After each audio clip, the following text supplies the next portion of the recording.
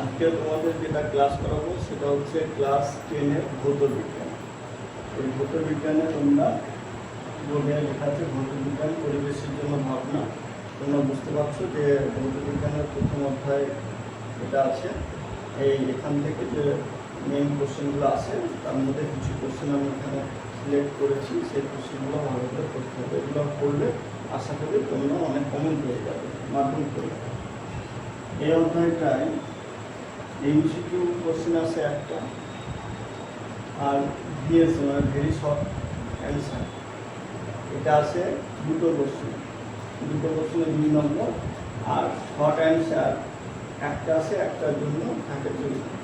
টোটালে এই চ্যাপ্টার থেকে তোমাদের 5 নম্বর কোশ্চেন আছে।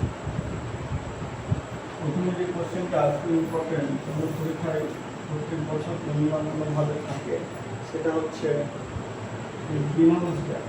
গ্রিনহাউস গ্যাস সম্বন্ধে আমরা সবাই জানি, আমরা অধ্যায়গুলো যেহেতু করেছি সেই হিসাবে বলছি। গ্রিনহাউস গ্যাস কোনগুলো? Greenhouse gas carbon dioxide, methane, CFC আর নাইট্রোজেনের বিভিন্ন অক্সাইডগুলো আমাদের গ্রিনহাউস গ্যাস এবং জলীয় গ্যাস,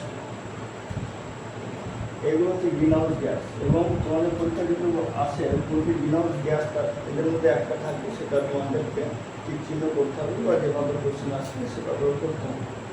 যদি বলে এদের মধ্যে প্রতি গ্রিনহাউস গ্যাস নয়, যেরকম কোশ্চেন আসছে, তাহলে দেখবে যে এই কোশ্চেন এই অ্যান্সারগুলোর মধ্যে 3টে থাকবে এবং একটা অ্যান্সার থাকবে যেটা গ্রিনহাউস গ্যাসের মধ্যে পড়ছে না, সেটা নাইট্রোজেন থাকতে পারে, অক্সিজেন থাকতে পারে কিংবা আদার্স কোনো গ্যাস থাকতে পারে, ওটা গ্রিনহাউস গ্যাস হবে না।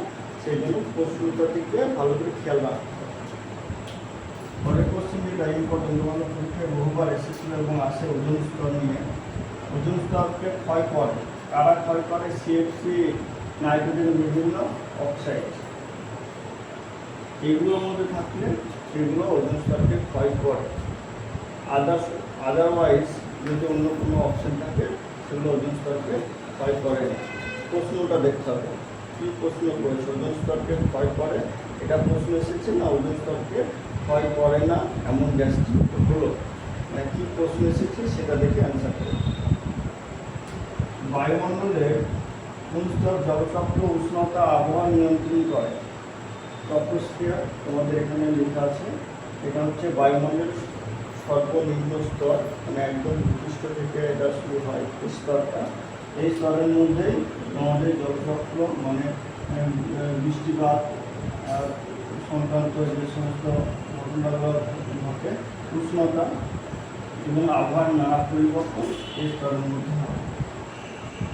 জেট প্লেনগুলো কোন স্তরে চলাচল করে? স্ট্র্যাটোস্ফিয়ার। কেন? এই স্তরটা সবসময় শান্ত পরিবেশ বজায় থাকে, এখানে একে শান্ত মণ্ডল বলা হয় স্ট্র্যাটোস্ফিয়ার। এখানে জলচক্র, উষ্ণতা, আবহাওয়ার নিয়ন্ত্রণ এই স্তরের মধ্যে হয় না, সেই জন্য সবসময় এগুলো শান্ত পরিবেশ বজায় থাকে, সেই জন্য এই স্তরের মধ্যে জেট প্লেনগুলো চলাচল করে। বায়ুমণ্ডলের শীতলতম স্তর, এটা বহুবার তোমাদের পরীক্ষায় এসেছে এবং টেস্ট পেপার বইয়ে এডিটিএ হোক বা অন্যান্য আদার্স কোনো টেস্ট পেপার বইয়ে তোমরা দেখলে দেখবে এই কোশ্চেনটা বারবার তোমরা পাবে। লিথোস্ফিয়ার হচ্ছে বায়ুমণ্ডলের সবথেকে শীতলতম স্তর। আর একটা ইম্পর্টেন্ট কোশ্চেন যেটা হচ্ছে বেতার তরঙ্গ বা কোন স্তরে বেতার যোগাযোগে সাহায্য করে? আয়নোস্ফিয়ার। এটা বহুবার এসেছিল, ইম্পর্টেন্ট কোশ্চেন। গ্লোবাল ওয়ার্মিংয়ের ফলে ঘটে না, এই কোশ্চেনটা দেখবা অনেকবার আসে। গ্লোবাল ওয়ার্মিং তোমরা জানো বিশ্ব উষ্ণায়নের ফলে ঋতুর পরিবর্তন হয়, আবহাওয়ার পরিবর্তন হয়, কিন্তু যেগুলো ঘটে না সেটা হচ্ছে দিনরাত্রির দৈর্ঘ্য বৃদ্ধি, এই সমস্যাটাই ঘটে না। এইভাবে কোশ্চেনটা বেশি আসে, সেই জন্য আমি এইভাবে দিচ্ছি। বায়ুমণ্ডল কোন স্তরে ঝড় বৃষ্টি হয়? ট্রপোস্ফিয়ার। আর ওজোন স্তরের ঘনত্ব কোন এককে মাপা হয়?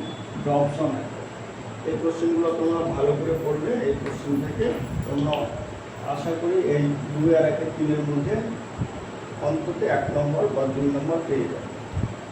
আর এইগুলো আমি এবার থেকে রীতিমতো তোমাদের জীবনবিজ্ঞান এবং অঙ্কের যে ধরনের কোশ্চেনগুলো তোমাদের 2025-এ যারা মাধ্যমিক পরীক্ষা দেবে তাদের আমি কিছু কিছু করে করানোর চেষ্টা করব।